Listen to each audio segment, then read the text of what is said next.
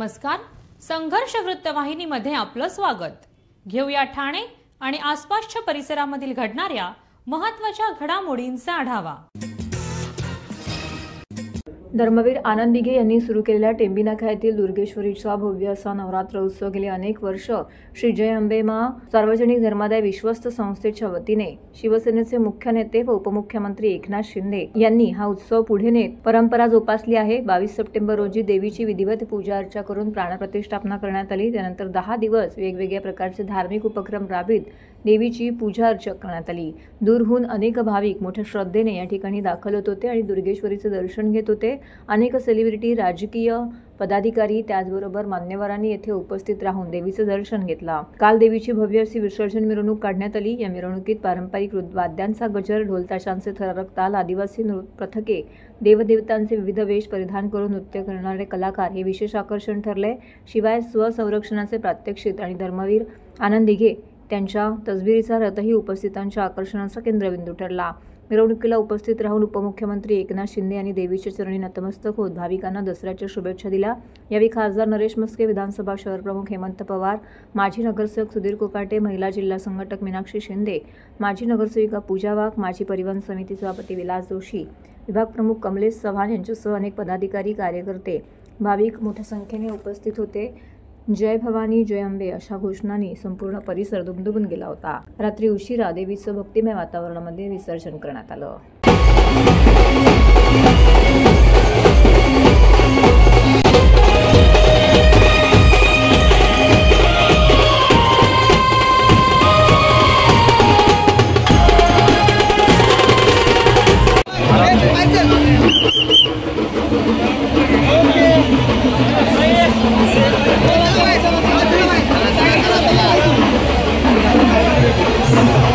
चला चला झाला।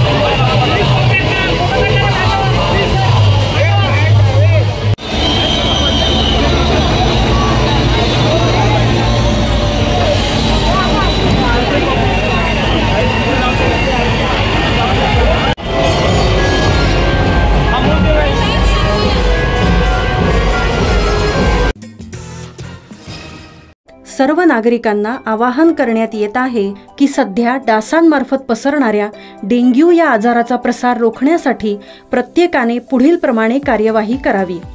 डेंग्यू आजार एडिस इजिप्ती हा डास चावल्याने होतो। या डासांची पैदास साचलेल्या किंवा साचवलेल्या स्वच्छ पाण्यामध्ये होते।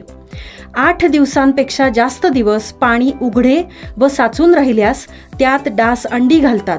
अंड्यांच्या अळ्या तयार होऊन पुढे डास तयार होतात। यासाठी आपल्या घरातील पाणीसाठे उदाहरणार्थ बॅरल्स, पिंपे, टाक्या, हौद, रांजणे इत्यादी दर आठवड्याला रिकामे करून घासून पुसून कोरडे करून पुन्हा भरावे। 1 दिवस कोरडा दिवस म्हणून पाळावा। पाणी साठ्यांना घट्ट झाकणे बसवावीत किंवा जुनी साडी, चादर, धोतर यांनी बांधून झाकून ठेवावीत, म्हणजे डास त्यात जाऊन अंडी घालणार नाहीत। घराच्या गच्चीवर, आजूबाजूला, अंगणात कोठेही पाणी साचू देऊ नये। भंगार सामान उघड्यावर टाकू नये, उदाहरणार्थ टायर्स, प्लास्टिक सामान, कुंड्या, टाकाऊ वस्तू इत्यादी। अशा सामानात पावसाचे पाणी साठून त्यात डेंग्यूच्या डासांची पैदास होते। घरातील कूलर्स, फ्रीजच्या पाठीमागील ट्रे हे देखील वेळोवेळी कोरडे करावेत। लक्षात ठेवा, नुसत्या फवारणीने डास घनता कमी होत नाही, तर त्यासाठी डास पैदास ठिकाणे नष्ट करणे ही आपल्या सर्वांची जबाबदारी आहे। कोणताही ताप अंगावर न काढता जवळच्या शासकीय रुग्णालयात मोफत औषधोपचार घ्या। अशा प्रकारे नागरिकांनी सहकार्य केल्यास डेंग्यूचा प्रसार रोखणे सहज शक्य आहे।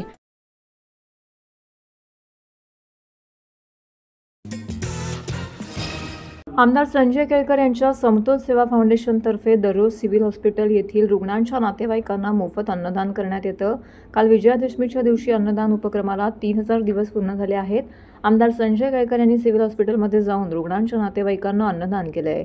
यावेळी समतोल सेवा फाउंडेशनचे विजय जाधव, ठाणे जिल्हा हाऊसिंग फेडरेशनचे अध्यक्ष सीताराम राणे, ठाणे महानगरपालिकेचे परिवहन सदस्य विकास पाटील उपस्थित होते।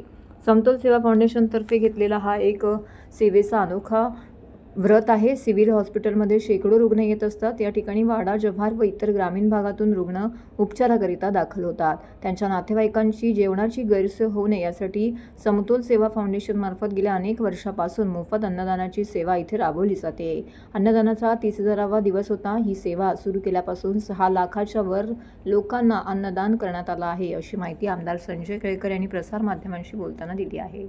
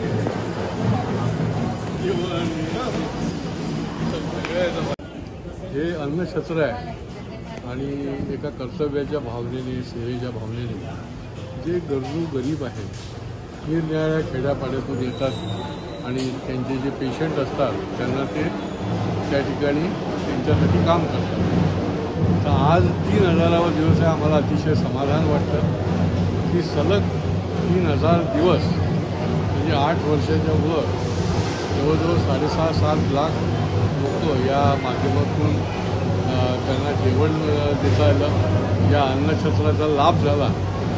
आणि मला असं वाटतं की ही एक सेवा आहे, जशी आरोग्य सेवा आहे तशी ही अन्नछत्राच्या माध्यमातून सेवा आहे। आणि अनेकांचे हात याच्यामध्ये लागलेले आहेत. अनेक जण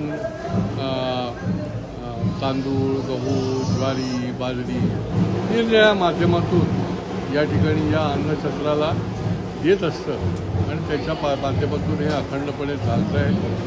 दररोजचा खर्च देखील काही लोक देत असतात. त्यांच्या वाढदिवसाला, काही चांगला प्रसंग असेल त्या निमित्ताने, कोणाचं बारसं असेल आणि त्याच्यामुळे हा गाडा जो आहे तो खऱ्या अर्थाने ठाणेकर आणि ठाण्यातले जे दानशूर लोक आहेत, मंदिरं आहेत, त्यांच्या माध्यमातून देखील हा गाडा चालू आहे.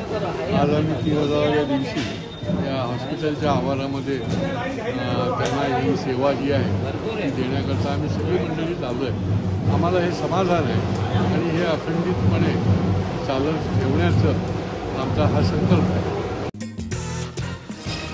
ठाणे शहर भाजप पुरस्कृत नवयुग मित्र मंडळातर्फे दरवर्षीप्रमाणे यंदाही नवरात्र उत्सव मोठ्या भक्तिभावाने साजरा करण्यात आला आहे.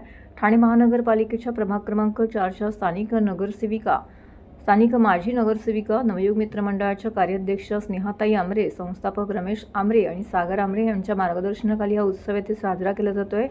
समाजातील विविध घटकांना एकत्रित घेऊन या ठिकाणी वेगवेगळ्या प्रकारचे उपक्रम राबवले जात आहेत. वेगवेगळी संस्कृतींचं दर्शन घडवीत या ठिकाणी देवीची सेवा केली जाते. त्याचबरोबर सर्व धर्मियांना एकत्रित घेऊन या ठिकाणी हा उत्सव जो आहे तो नवयुग मित्र मंडळाच्या वतीने साजरा केला जातोय. 9 दिवस देवीची मनोभावे सेवा केल्यानंतर दसऱ्याच्या दिवशी या ठिकाणी महाआरतीचं आयोजन करण्यात आलं होतं. या महाआरतीमुळे संपूर्ण परिसरात भक्तिमय असं वातावरण निर्माण झालं. देवीला निरोप देताना आमरे कुटुंबियांनी पारंपरिक पद्धतीने सासूरवाशीन म्हणून अखेरची पूजा करून देवीला साश्रू नयनांनी निरोप दिलाय. मिरवणुकीत साधेपणा जपण्यात आला असून त्यावरील खर्च महाराष्ट्रात आलेल्या दुष्काळी परिस्थितीवरती मात करण्यासाठी मदतीसाठी वापरण्यात येणार असल्याचं मंडळाचे संस्थापक रमेश आमरे यांनी स्पष्ट केलं आहे. यावेळी स्थानिक नगरसेविका तथा नवयुग मित्र मंडळाच्या कार्याध्यक्षा स्नेहा आमरे तसेच रमेश आमरे, मंडळाचे सरचिटणीस सागर आमरे व प्रमुख सल्लागार शंकर पवार यांसह इतर पदाधिकारी, कार्यकर्ते, नागरिक उपस्थित होते. शिवाय शिव शिव शिवाय शंकर शिव शिव शिवाय शिव शिव शिवाय शिव शिव शिवाय शंकर शिव शिव शिवाय शिव शिव शिवाय शिव शिव शिवाय शंकर भूतेषु शंभो सर्व सर्वेषु शंभो वीरभद्राय शंभो काशीनाथ स्वयंभो रुद्रदेवाय शंभो महादेवाय शंभो भुवनेशाय शंभो चंद्रचूड स्वयंभो विश्वनाथ स्वयंभो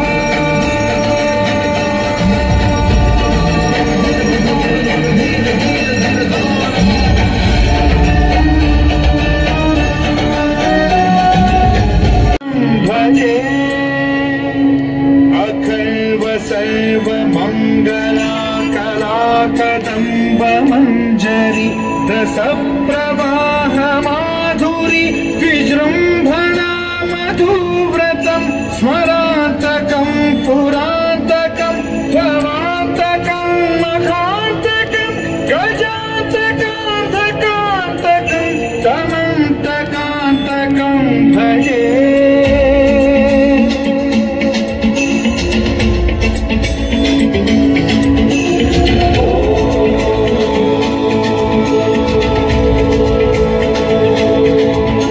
जय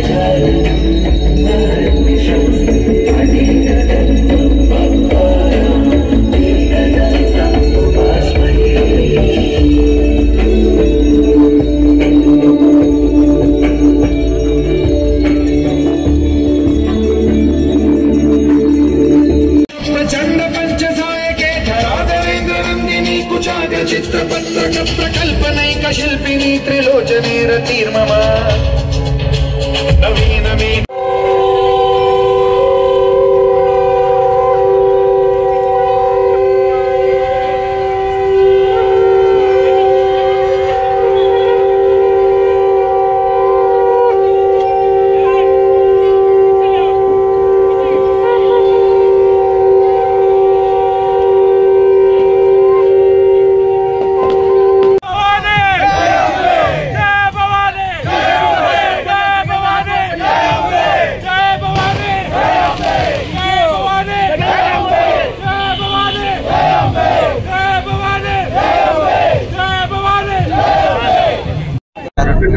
सर्वात पहिले दसऱ्याच्या सणात खूप खूप शुभेच्छा. नवीन पिंपळगाव दरवर्षी आम्ही नवरोत्सव साजरा करत असतो. हे आमचं 21वा वर्ष होतं आणि खूप उत्साह आणि आनंदात आपला देवीचा उत्सव पार पडलेला आहे. अतिवृष्टीमुळे जे शेतकरी भैयाचा आपला जो संकट आलेला आहे आणि सर्वसामान्य नागरिक जे संकटात आलेले आहे त्यांच्यामुळे आज आम्ही ती मिरवणूक कॅन्सल केली आणि महाआरतीचं आम्ही नियोजन केलं. मंडळातर्फे सर्व सदस्य आणि जे आमचे हितचिंतक आहेत सर्वांचं आम्हाला खूप खूप अभिनंदन करायचं वाटतं की सर्वांनी खूप सहकार्य केलं आणि भैयाचं आपल्या लवकर या ज्या संकटात आलेलं आहे त्या संकटाला बाहेर पडावं. आम्ही आता 1-2 दिवसामध्ये जे काय मदत ती आम्ही जाहीर करणार आहोत आणि सीएम फंडला आम्ही देणार आहोत. सीएम फंडासाठी आम्ही चेक देण्याचा निर्णय घेतलेला आहे. काही आहे की अजून काय कोणत्या हातात द्यायचं ते अजून माहिती नाही पडत म्हणून आम्ही सीएम फंडाकडे सपोर्ट करणार आहोत. तर नवयुग मित्र मंडळाचं हे 21वं वर्ष होतं. तर 21व्या वर्षात आम्ही दरवर्षीच असं काहीतरी वेगळं करण्याचा प्रयत्न करतो. तर यावर्षी आम्ही वाराणसीवरून थेट गंगा आरती आपल्या ठाणेकरांसाठी आयोजन केलेलं होतं. हे आमच्या मंडळाचं यावेळी डिसिजन होतं. तसेच यावेळी अजून वेगळं म्हणजे आपण जर बघाल तर अतिवृष्टी आल्यामुळे जे संकट आलेलं आहे शेतकऱ्यांवरती तर ते लक्षात घेऊन आम्ही आमची जी जंगी मिरवणूक होती ती आम्ही रद्द केली आहे. तर त्याऐवजी आम्ही जे काय आमची मिरवणुकीसाठी जी काय आमची सामग्री लागणार होती त्याच्यामध्ये म्हणजे जे काही आम्हाला फंड आलेला तो आम्ही मदत म्हणून आमच्या सर्व कार्यकर्त्यांनी नवयुग मित्रमंडळाने डिसाईड केलं आहे की सीएम रिलीफ फंडमध्ये आम्ही तो सुपूर्द करणार आहोत. वैद्यकीय क्षेत्राशी निगडीत जर म्हणाल तर आंबरे कॅन्सर केअर ट्रस्ट या म्हणजे जे ट्रस्ट आहे त्याच्या मार्फत आम्ही वैद्य म्हणजे जे पेशंट्स आहेत त्यांना आपण मोफत मदत करतोच. तसंच यावेळी आपण मॅमोग्राफी कॅम्प पण ठेवलेला. तसेच वैद्यकीय आपल्याला सीएम त्यांच्याकडूनच आपल्याला एक वैद्यकीय मदत म्हणून पण कॅम्प ठेवण्यात आलेला. तर ते तर आम्ही दरवर्षी आमच्या मागच्या 21 वर्षापासून आम्ही हे सतत कार्यरत आहोत या वैद्यकीय मदतीमध्ये.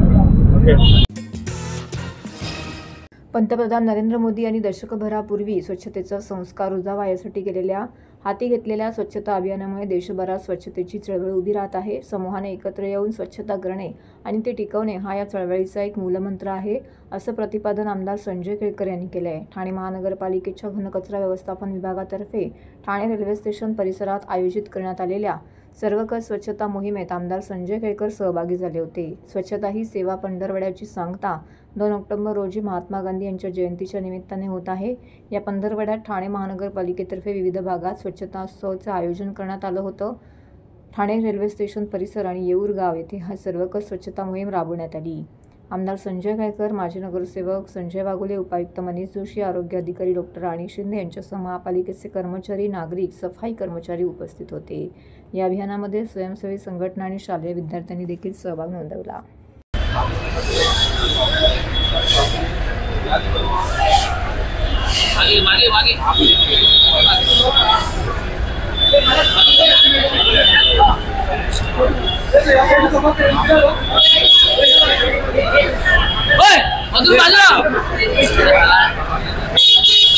उलटे उभे रहता है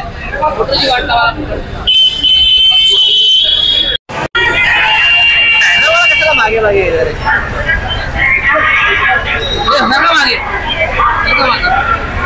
अजून मागे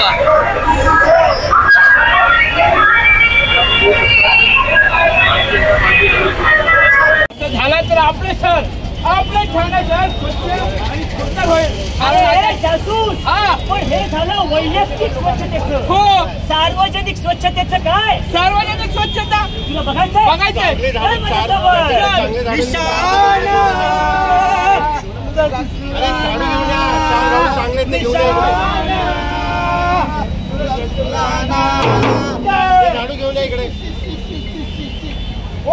काय करताय? हे सगळा कचरा माझ्या अंगावर टाकला. धन्यवाद. ठाणे महानगरपालिका आणि विविध संस्था संघटना यांच्या संयुक्त विद्यमाने की ज्याच्यामध्ये शाळा पण आहेत, कॉलेजेस पण आहेत, रेल्वे स्टेशन आहे, ही स्वच्छता मोहीम सुरू आहे. आदरणीय मोदीजींच्या नेतृत्वाखाली गेल्या दशकापासून एक हा संस्कार आहे आणि स्वच्छता हा स्वभाव झाला पाहिजे अशा प्रकारचा जो संदेश आहे तो प्रत्यक्षामध्ये सक्रिय राहून कळवून हा सेवा पंधरवडा साजरा होतोय. आणि या माध्यमातून एक चळवळ, स्वच्छतेची चळवळ उभी राहते. एक दिवस, एक तास, एक साथ, शेवटी ही सामूहिक जबाबदारी आहे आणि त्यामुळे सर्व समूहाने एकत्र येऊन आपल्या घरापासून ते परिसरापासून ते विविध भागापर्यंत स्वच्छता ठेवणं हाच खऱ्या अर्थाने मूलमंत्र आहे. आणि त्याचं निर्णय भागामध्ये काम चालू आहे. आज या रेल्वे स्टेशनवर ही स्वच्छता अभियान सुरू आहे की ज्याच्यामध्ये एक नाटिका देखील सादर केली स्वच्छतेच्या संबंधी. आणि स्टेशन हे अत्यंत महत्त्वाचं ठिकाण आहे. स्टेशनच्या आतल्या परिसरामध्ये देखील स्वच्छता मोहीम झाली आहे आणि या माध्यमातून मला विश्वास आहे आज महात्मा गांधीजी जी ही स्वच्छतेची मोहीम सुरू केली, त्यांनी जो संदेश दिला तो प्रत्यक्ष उतरवण्याचं काम विश्वगुरु आदरणीय नरेंद्र मोदीजी करत आहेत. देशभरामध्ये नरेंद्र मोदी 2014ला पंतप्रधान झाल्यानंतर देशभरामध्ये स्वच्छता अभियान नरेंद्र मोदी यांच्या वाढदिवसानिमित्त 17 सप्टेंबर तर महात्मा गांधी यांची जयंती 2 ऑक्टोबर या दरम्यान देशभरामध्ये स्वच्छता अभियान राबवण्यात येतं. आणि आज या स्वच्छता अभियानला ठाणे शहराचे आमदार संजयजी केळकर, महानगरपालिकेचे उपायुक्त मनीष जोशी आहेत आणि विविध प्रकारच्या संस्था, भारतीय जनता पार्टीचे कार्यकर्ते आहेत, गौतम विद्यालय, अनेक NGO आहे, रेल्वे स्टेशनचा स्टाफ आहे आणि अनेक या ठिकाणी कर्मचारी, महानगरपालिकेचे कर्मचारी आहे, हे स्वच्छता अभियानामध्ये सहभागी झालेले आहेत. एक ठाणे शहराला एक वेगळा संदेश या स्वच्छता अभियानच्या माध्यमातून द्यायचा आहे. आणि त्यामुळे सर्वांना विनंती आहे की आपण घंटागाडीमध्ये ओला व सुका कचरा वर्गीकरण करून त्या ठिकाणी टाकण्यात यावा, जेणेकरून आपले शहर आहे, आपले शहर स्वच्छ ठेवण्याची जबाबदारी जशी महानगरपालिकेची आहे तशीच ती राजकीय पक्ष आणि विविध प्रकारच्या NGOची पण आहे. आणि त्यामुळे या स्वच्छता अभियानाची सुरुवात 17 सप्टेंबरपासून झालेली आहे. महानगरपालिका नेहमीच ठाणे शहर स्वच्छ ठेवण्याचं हे आपलं जे जबाबदारी आहे ती करत असते, परंतु एक त्यांच्या मागे राजकीय इच्छाशक्ती आणि नागरिकांचं पाठबळ देण्याचं काम आमच्यासारखे कार्यकर्ते करत असतात. गरबा व दांडिया रसिकांचे ठाण्यातील सर्वात प्रसिद्ध आणि आवडते ठिकाण म्हणजे संकल्प प्रतिष्ठानचा संकल्प दांडिया उत्सव. हा उत्सव संपूर्ण महाराष्ट्रभर प्रसिद्ध आहे. संकल्प प्रतिष्ठान म्हणजे उत्सव आणि परंपरा जपणारे एक अनोखे नातं. संकल्प प्रतिष्ठानतर्फे विविध सण उत्सव हे समाजातील घटकांना एकत्रित आणून गुण्यागोविंदांनी साजरे केले जात आहेत. शिवसेना उपनेते रवींद्र फाटक यांच्या वतीने आयोजित आपला दांडिया संकल्प दांडियाचा 11वा दिवस आनंदात संपन्न झाला. यावेळी दांडिया रसिकांनी संकल्प दांडियामध्ये दांडियाचा आनंद घेतला. यावेळी लहानांपासून ज्येष्ठांपर्यंत सर्व सहभागी झाले होते. तसेच सदर गरब्यानंतर उपस्थित मान्यवरांच्या शुभ हस्ते रवींद्र फाटक यांच्या मार्गदर्शनाखाली संकल्प प्रतिष्ठानतर्फे आयोजित संकल्प दांडिया आपला दांडिया 2025च्या विजेत्यांच्या स्पर्धकांना पारितोषिक देऊन त्यांचा सन्मान करण्यात आला. तसेच हा कार्यक्रम यशस्वी करण्याकरिता उपस्थितांचा सत्कार देखील करण्यात आला. यावेळी माजी नगरसेविका जयश्री फाटक, माजी नगरसेविका नम्रता फाटक, इतर मान्यवर पदाधिकारी, बंधू भगिनी उपस्थित होते.